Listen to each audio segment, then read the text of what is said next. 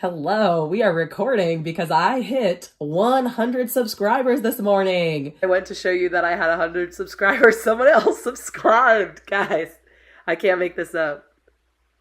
101, baby. We're celebrating today. So I put out a poll about what kind of video I would make to celebrate 100, and no one responded, so I just took the two ideas that I liked the most, smushed them together, and that is this video. So hopefully this video gives you a sense of whether or not you, as a potential subscriber, want to stick around. My name's Amelia. This is my archive, and my vision for it is to be a fun place to learn and share. So what topics are we going to cover the most on this channel? Media and entertainment is a big one for me right now. So TVs, books, movies, games. I'm big on games, like video games. I like board games, card games, music, theater, any sort of review, any sort of analysis, any sort of like covering those things. Maybe my next 100 subscriber video can be covering the IPs and the genres that I am most partial towards. Travel vlogs, that's another big one. I have a series lined up from a few years ago. I was in Japan in 2019. I have a 2023 Stockholm, Sweden series coming out when I studied abroad. But what you'll see the most of is I like to review and talk about and vlog amusement parks, theme parks, food, restaurants, zoos and aquariums, art galleries, and history museums. So there'll be some overlap there. Any sort of other attractions, roadside attractions. I'm also open to suggestions. If you tell me to go check something out and talk about it, we can talk about that. We can have that conversation. I like to put out educational content. So I have a bachelor's in European history, education, elementary education, and a minor in theater. So I like to talk about those topics and combine those topics. I have a few essays that I'd like to put out as that you can treat as podcasts.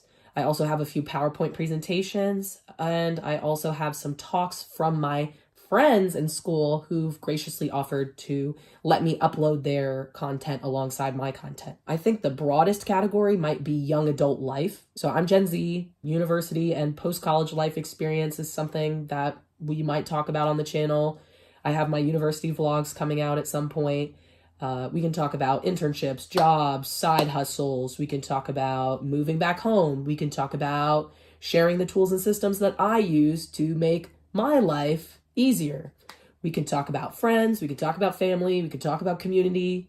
We can talk about health, physical, mental, financial. We can talk about spiritual health, which transitions me into talking about faith. So I am an Orthodox Christian convert. So I want to share more with my YouTube friends and family about what that's all about. But I'm considering sharing my story, church history, stuff about the Bible, stuff about church calendar and holidays, stuff about theology, stuff about the saints, stuff about monastics, stuff about sacraments, stuff about prayer and the liturgy with my friends so that it's more accessible to them if they've never been before. I get a lot of questions about specific topics, so we can go in as we like and need. So, and then there's just silly stuff. I like to put home movies up. I like to put parodies up. I like to put little gags and spoofs and bits that my friends and I have done and just invite you as the channel into that. Questions. Niche. It's a big word we hear with channels starting off. The niche is me. Things that I'm interested in is the niche. I don't have a plan to niche down any further yet. A topic might arise that we're really passionate about and we want to stick with as a channel. That's going to be between you and me. That was not the primary goal of this channel, is to be like a big successful channel. That's not the goal. How frequently do I upload? I upload daily. Daily. I have been making videos since 2018, but I have not posted any publicly until August 20th, 2025. So I have quite the backlog to get through some of those vlogs I talked about before. I have enough content to upload daily without making any new videos right now through January 16th. Okay. So, and I work in education, which means I have periodic normal breaks throughout the year during Thanksgiving, during Christmas, during the springtime, during the summer break. I sort of have these natural rhythms that I can work my YouTube schedule around. So I don't anticipate it being a problem. Am I afraid of burning out? Good question. A little bit, because I go through this cycle where I get crazy obsessive about a hobby and I go all in on it, and then I burn out of it and I don't want to do it anymore, and I set it down either for months and years at a time, and then I pick it back up. So I'm worried about hitting a point where I'm like, oh, this isn't fun anymore. But I guess if that ever happened, there's no reason that I couldn't take a hiatus and then come back, especially with that crazy backlog I have going on. Time. I'm really good at making schedules. I am afraid that it'll take up time better spent doing other things, focusing on the YouTube channel rather than focusing on physical health, social life, those kinds of things. But again, I think that'll just take time to strike the right balance. So that's something we get to do together. Do I plan to monetize the channel? Not the main goal, but why not? Why not, guys? We can do it. I can do 1,000 subscribers. I can do 100 subscribers 9 more times. I can do 350 watch hours like 11 more times. Let's do it. Let's do it. We can do that in a year. Let's do it. It'll be fun. Another thing that's fun about this channel is I kind of get to reclaim my relationship with the internet. So I actually kind of grew up online after a certain point. We're the last generation to kind of have a middle point. I basically was given unrestricted internet access at 10, and that was about it. So I was not really safe about it, and I was not very well versed in it. And unfortunately, my parents weren't super well versed in it either. But I feel like getting to come back to the internet fresh, like it feels like I'm reclaiming that. You know, it's like fun to like, oh, like this is what the internet should be. This is what it should be about. And so I get to be a part of that. What am I afraid of? I'm afraid of oversharing. This is obviously not Mr. Beast level famous channel, but that doesn't mean that I can just say whatever I want, post whatever I want, whenever I want, and think nobody's going to see it. Just like when you're talking to strangers, like they don't need to know all of your business. I don't want to put myself or the people that I live with or the people that I work with in any sort of bad situation because I did something unsafe by posting this, sharing this, something identifiable, right? I'm also worried about my mom nitpicking me more than she already does. She's really big about like, oh, you need a haircut. Oh, you got to fix your acne. Or, oh, you can't dress like that. And all that kind of stuff. She worries about my image way more than I ever have the energy or time to worry about my image. Related is I do fear potential employers finding the channel and perceiving it as a liability more than an asset. Some of my last employers have said, hey, like your social media needs to be privated. And I think that's because I work in education. So they didn't want parents on the Facebook like following me or messaging me or reaching out to me. I don't know the exact rules about that. I don't know the restrictions for my new position yet. So that's just something we're gonna work with it. We're gonna roll with the punches. We're gonna see what happens. Again, related, I want my channel to be safe. I'm just thinking now, like back the past summer, like I was a camp counselor, for example, and those kids, those teens do not have my social media. They don't, because I don't want to interact with them in a way that would be unsafe if I were an unsafe person. I do not want to normalize online correspondence. I don't want to normalize oversharing. If that makes sense to you, I hope that makes sense to you. Maybe you've worked in similar positions and have felt a similar thing, because I want to protect them, because in a way they are my kids. They are my responsibility. The kids that I work with, work for, that I serve. I am afraid of some like random weird like copyright claim stuff coming out of nowhere, or weird policy updates that like put me out of compliance. I'm worried about my channel getting shut down for some weird or crazy or random reason, because just like, I don't know, like things are changing so fast, I guess. I don't know. But anyhow, I am worried about that because I don't want to lose everything. I don't want to lose everything that I've been working for the past few years. These are basically like my home. They're my like memories. This is my memory box. And I don't want to lose that. I just don't have a lot of space. So like when I upload them to YouTube, that's it. That's where they live.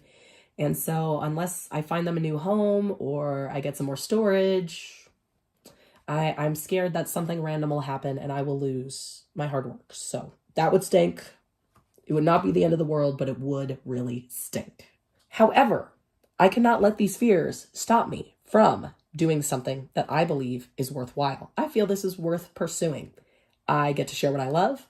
This is my archive. It's my memory box. It's my home movies. It's something to put on the TV and make my family smile and make my friends laugh and bringing people together. A hope that I have for the channel is that it is an opportunity to create rather than primarily consume. I think that's a big problem for our generation is content, and endless content and just brain melt when we could be doing something like this.